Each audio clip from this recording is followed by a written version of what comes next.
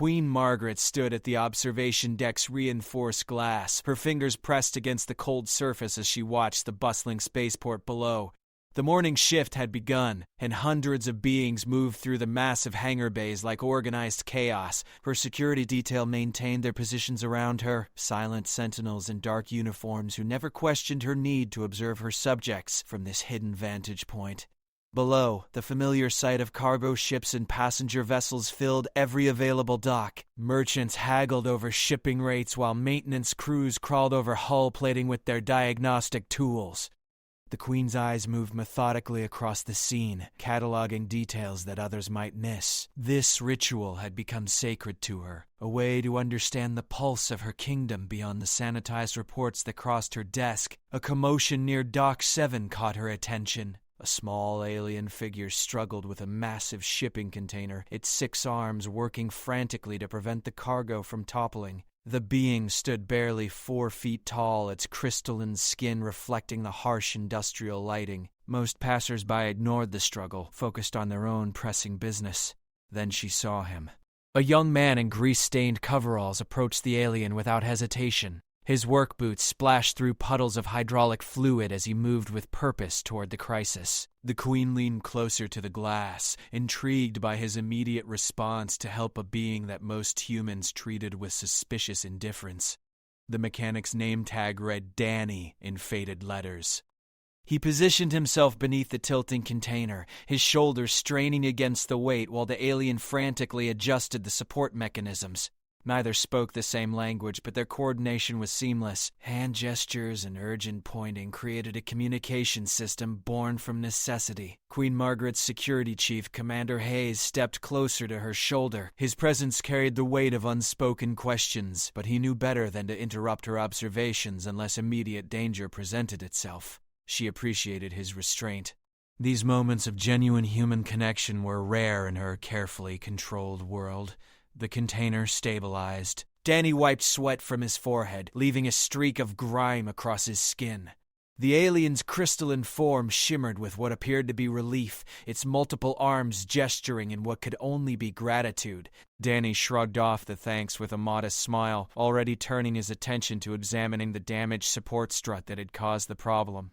What happened next made the Queen's breath catch. Danny produced a small toolkit from his coveralls and began working on the alien's equipment with the same care he would show any human colleague. His movements were precise, respectful.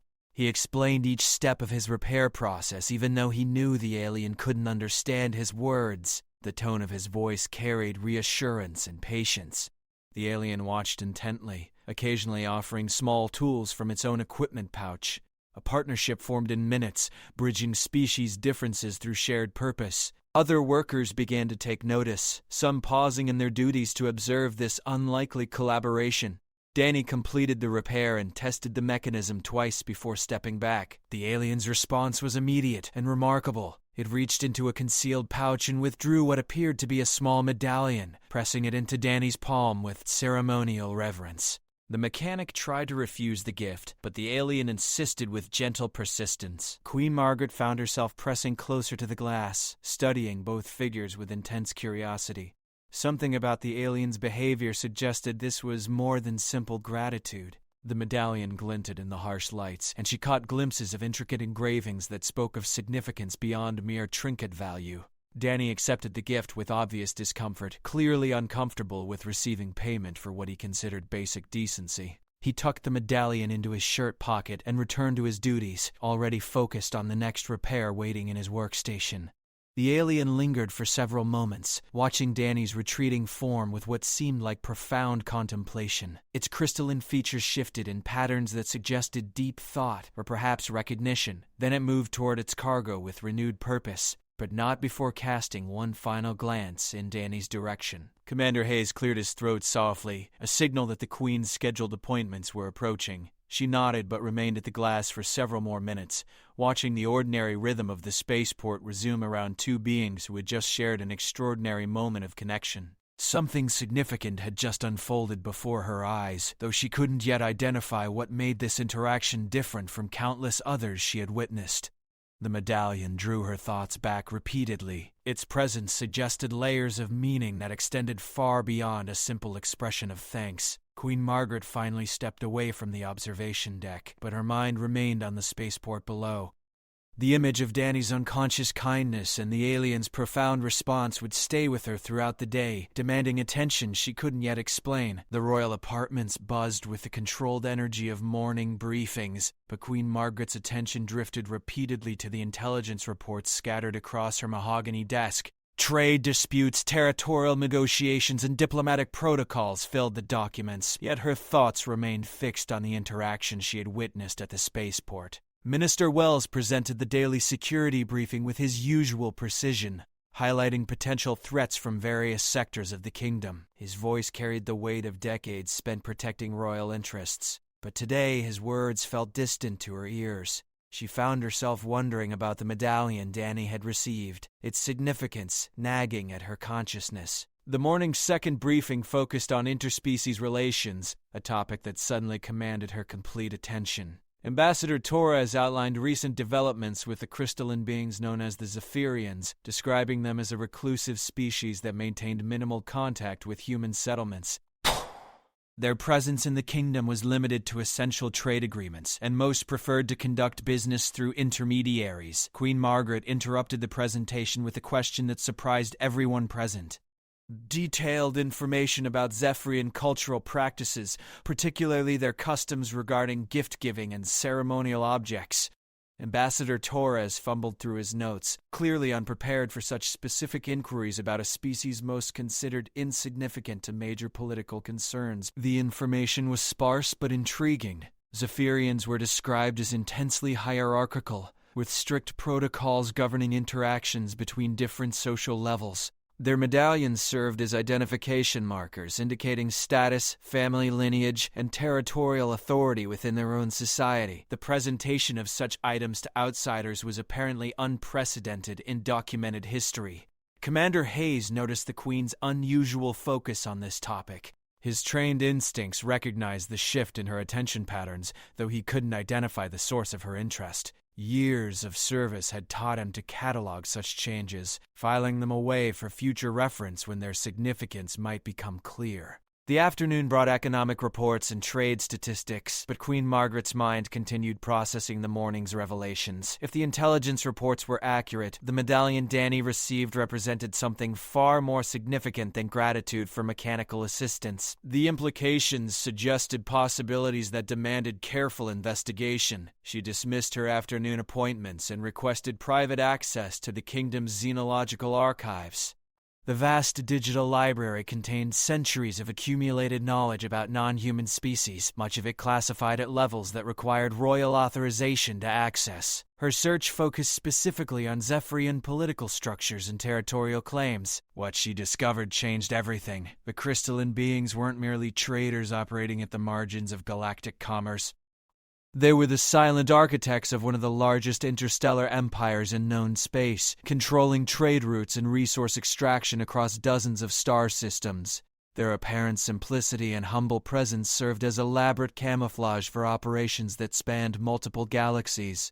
The archives revealed that Zephyrian society operated through a complex network of hidden nobility, individuals who traveled disguised as common merchants while wielding authority over vast territorial holdings. Their medallions weren't simple identification markers, but were sophisticated communication devices that connected bearers to central command structures spanning impossible distances. Queen Margaret's hands trembled slightly as she processed the implications.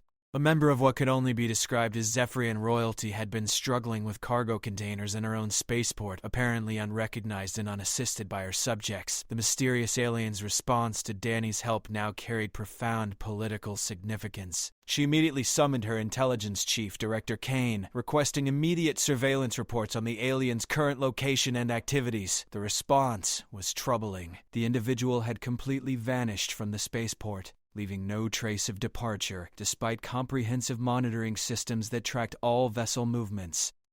Evening brought emergency sessions with her closest advisors, though she couldn't reveal the full extent of her concerns without exposing intelligence sources that needed protection. The conversations focused on general preparedness for unexpected diplomatic contact, but every word carried subtext that only she fully understood. The medallion had transformed from simple curiosity into potential catalyst for political upheaval. If the Zephyrian Empire chose to make formal contact with her kingdom, everything would change. Trade agreements, territorial boundaries, and military preparedness would all require immediate reevaluation. But beyond the political implications, Queen Margaret found herself thinking about Danny. His simple act of kindness had potentially altered the course of interstellar relations, yet he remained completely unaware of the consequences his actions might produce.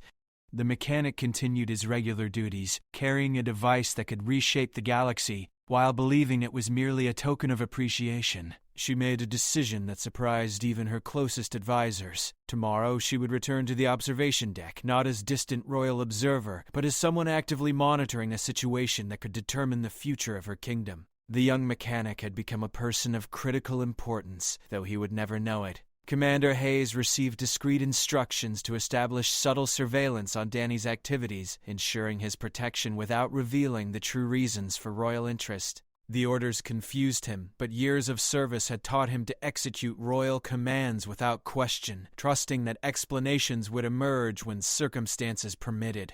Sleep eluded Queen Margaret that night, her mind racing through scenarios and possibilities that ranged from diplomatic triumph to catastrophic miscalculation, all hinging on the actions of a mechanic who had simply tried to help.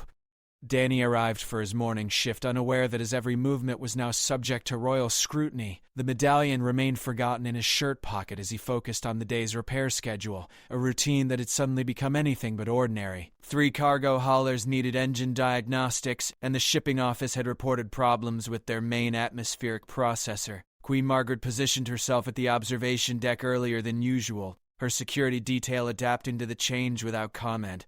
Commander Hayes had briefed her on Danny's background during their pre-dawn meeting. 26 years old, born in the lower industrial sectors, educated through technical apprenticeships rather than formal academic programs. His work record showed consistent excellence and a reputation for helping colleagues, regardless of species or social status. The young mechanic moved through his duties with practiced efficiency, but Queen Margaret noticed something different in his behavior. He paused occasionally, his hand drifting toward his pocket where the medallion rested. The alien's gift had clearly made an impression, though obviously not the kind of impression that revealed its true significance. A new development commanded her attention. 3 Zephyrians had arrived at the spaceport overnight, their crystalline forms moving with purpose toward Dock 7 where Danny worked. Unlike the individual from yesterday, these beings carried themselves with unmistakable authority. Their medallions were larger, more elaborate, and clearly visible to anyone who understood their significance. Director Kane materialized beside the Queen, his expression grim with new intelligence. The arriving Zephyrians weren't merchants or independent traders. They were diplomatic officials from the highest levels of their empire's government, individuals who rarely left their home territories except for matters of extraordinary importance. Their presence confirmed that yesterday's interaction had triggered responses across interstellar distances. Danny spotted the approaching aliens and straightened from his work, apparently recognizing them as members of the same species he had helped previously. His expression showed mild curiosity rather than concern, a reaction that emphasized his complete ignorance of the political forces now converging around his workspace. The lead Zephyrian approached Danny directly, its crystalline features reflecting the industrial lighting and patterns that suggested intense focus. It extended one of its 6 arms, palm upward, in what appeared to be a formal gesture. Danny responded with his characteristic mixture of helpfulness and confusion, clearly uncertain about appropriate protocols for interspecies interaction. Queen Margaret leaned closer to the observation windows, studying every detail of the encounter. The alien's body language suggested ceremony rather than casual conversation, movements that carried weight and significance far beyond normal social exchange. Whatever was about to happen would reshape everything she thought she understood about galactic politics. The Zephyrian spoke in its own language, crystalline tones that carried across the hangar despite the industrial noise surrounding them. Danny listened respectfully, his expression showing he comprehended nothing but appreciated the apparent importance of the words. His hand moved unconsciously toward his pocket, touching the medallion's outline through his coveralls. Then the extraordinary happened. The alien's form began to shift, its crystalline structure rearranging itself into configurations that suggested transformation rather than simple movement. The change wasn't dramatic or threatening, but it clearly represented something far beyond normal Zephyrian behavior. Danny stepped back instinctively, his eyes wide with wonder rather than fear. Other workers began to notice the unusual gathering, their activities gradually slowing as attention focused on Dock 7. The atmosphere in the hangar shifted from routine productivity to something approaching reverence, though none of the human observers understood why they felt compelled to watch. Commander Hayes spoke quietly into his communication device, summoning additional security personnel to discreet positions around the spaceport. The Queen's safety remained his primary concern, but the unusual nature of the alien encounter demanded careful monitoring. His instincts suggested they were witnessing something unprecedented in interspecies relations. The transformed Zephyrian reached into a concealed compartment and withdrew an object that made Queen Margaret's breath catch. It was clearly another medallion, but far more elaborate than anything described in the intelligence archives. The surface was covered with intricate patterns that seemed to shift and move in response to ambient light, suggesting technology rather than simple craftsmanship. Danny accepted the new medallion with obvious reluctance, his discomfort with receiving valuable gifts evident in his hesitant movements. He tried to return the first medallion, apparently believing the exchange was meant as an upgrade, but the alien refused with gentle but firm insistence. Both items were meant for him to keep. The ceremony continued with formal presentations from each of the three Zephyrians, their crystalline voices creating harmonious patterns that resonated through the hangar. Workers throughout the facility found themselves drawn toward the dock, forming an unconscious audience for events they couldn't comprehend, but instinctively recognized as significant. Queen Margaret realized she was witnessing something that had never been documented in human history. The Zephyrians were conducting what appeared to be a formal recognition ceremony, acknowledging Danny's actions with honors typically reserved for their own nobility. The implications staggered her understanding of interspecies protocols. The ceremony concluded with the lead Zephyrian placing its crystalline hand on Danny's shoulder, a gesture that seemed to convey blessing or acceptance. Then, as suddenly as they had arrived, all three aliens departed, moving toward the exit with the same purposeful dignity that had marked their entrance. Danny stood alone in the aftermath, holding two medallions and surrounded by confused human colleagues who had witnessed something extraordinary without understanding its meaning. Queen Margaret knew that everything had just changed, though the full implications remained hidden beneath layers of political complexity that would take time to unravel. The Royal Emergency Council convened within hours, though Queen Margaret couldn't reveal the complete truth behind her urgent summons. She presented the situation as unexpected diplomatic contact requiring immediate analysis, carefully omitting her personal observations and the specific details that might compromise ongoing intelligence operations. Minister Wells expressed skepticism about the significance of alien interactions with common workers. His dismissive attitude reflected the general tendency to underestimate non-human species, a bias that had shaped human policy for decades. Ambassador Torres offered more nuanced perspectives, but even his expertise couldn't fully grasp the implications of what had occurred. Director Kane presented his preliminary analysis with characteristic precision. The three Zephyrians who had visited the spaceport were confirmed as high-ranking officials from their empire's central government. Their presence on human territory represented the first documented instance of direct political contact between human and Zephyrian leadership structures. Queen Margaret listened to the debates and recommendations while processing information her advisors lacked. They discussed diplomatic protocols and communication strategies for species they considered minor trading partners, unaware that they were actually addressing potential relations with one of the galaxy's most powerful empires. The afternoon brought urgent messages from neighboring kingdoms, reporting unusual Zephyrian activity in their territories. Ships that had operated as humble cargo haulers were revealing sophisticated scanning equipment and communication arrays far beyond their apparent commercial purposes. The pattern suggested coordinated empire-wide preparations for something unprecedented.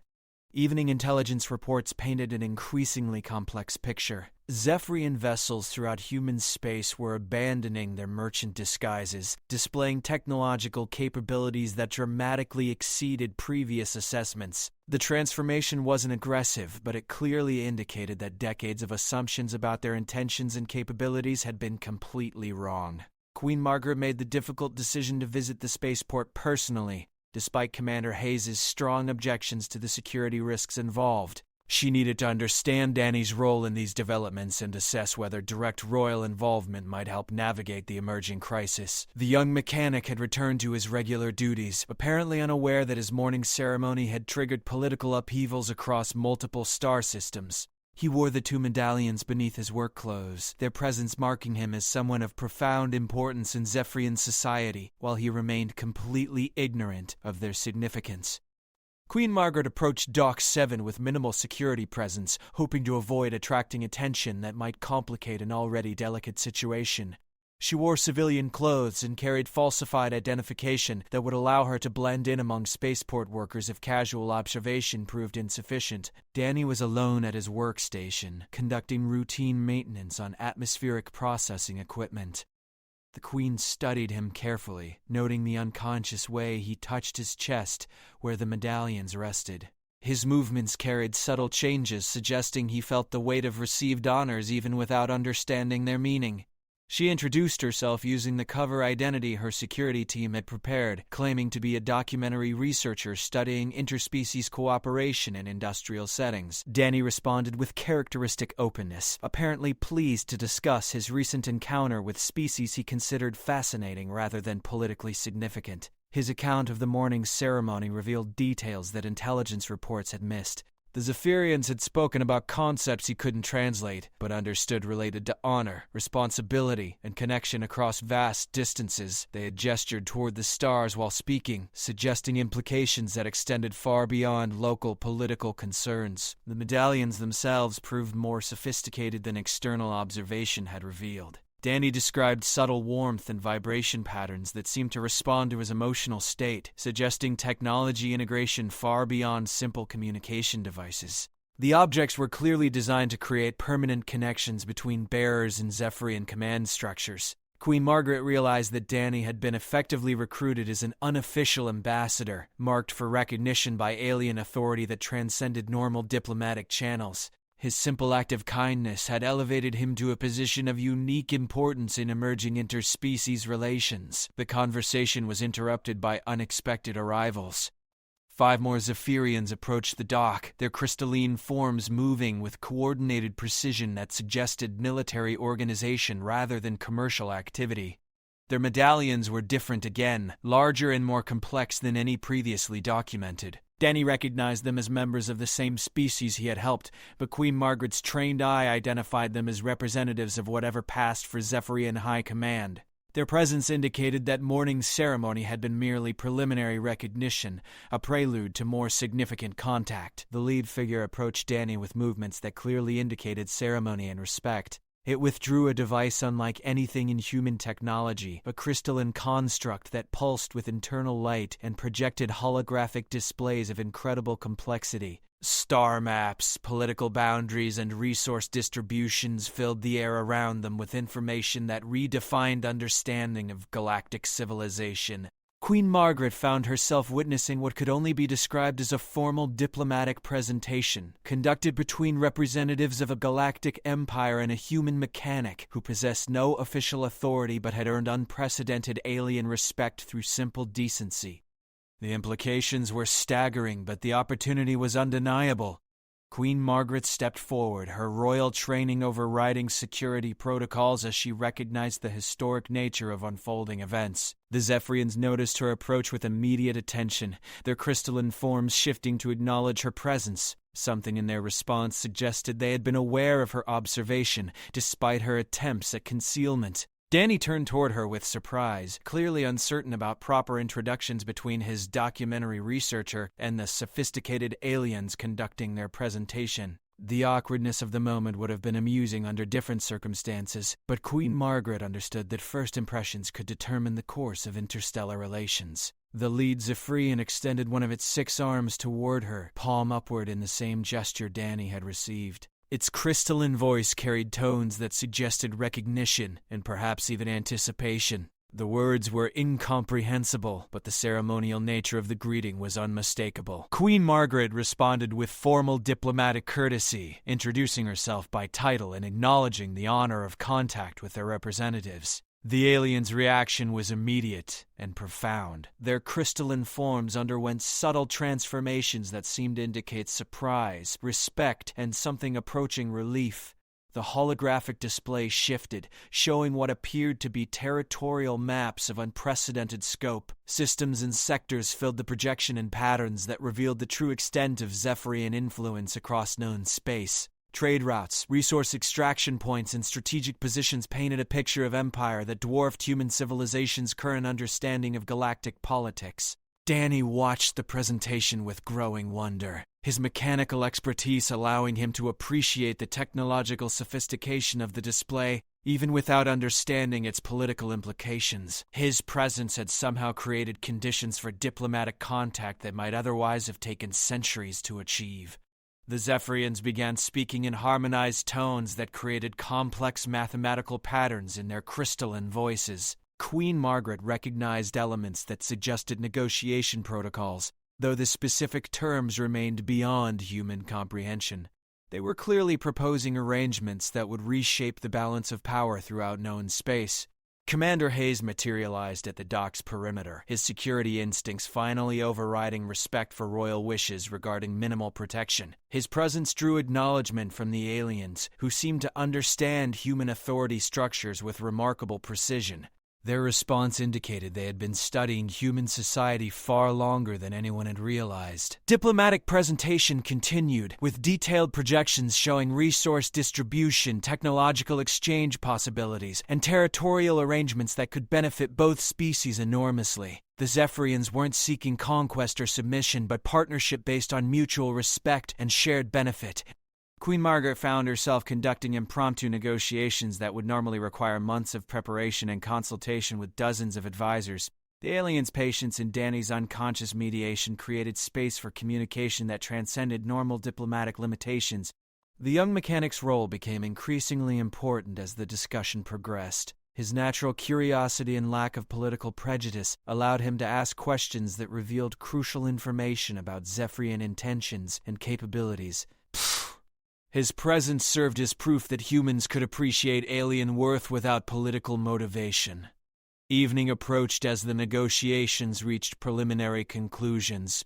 The Zephyrians proposed formal recognition agreements that would establish trade partnerships, technological exchange programs, and mutual defense arrangements spanning multiple star systems had previously encountered. Dad. Queen Margaret accepted the proposals in principle, understanding that final arrangements would require extensive consultation with her government and neighboring kingdoms. The aliens expressed satisfaction with her response, indicating they had expected caution rather than immediate commitment to such significant changes. The ceremony concluded with the presentation of a third medallion, this clearly intended for Queen Margaret herself. The device was the most sophisticated yet, its crystalline structure containing holographic projectors and communication arrays that would maintain permanent contact with Zephyrian leadership. Danny received recognition as the catalyst who had made contact possible, his medallions marking him as honored friend to an empire that spanned galaxies. The young mechanic accepted the praise with characteristic modesty, still uncertain about the full implications of his role in historic events. The Zephyrians departed with promises to return within days for more detailed negotiations. Their ships, revealed now in their true technological sophistication, lifted from the spaceport with capabilities that redefined human understanding of space travel and engineering. Queen Margaret stood with Danny in the aftermath, both holding medallions that connected them to political forces beyond human experience. The kingdom had gained potential alliance with galactic empire, all because one young man had been willing to help a stranger in need. The transformation of interstellar relations had begun with an act of simple kindness, proving that honor and decency could reshape the galaxy itself.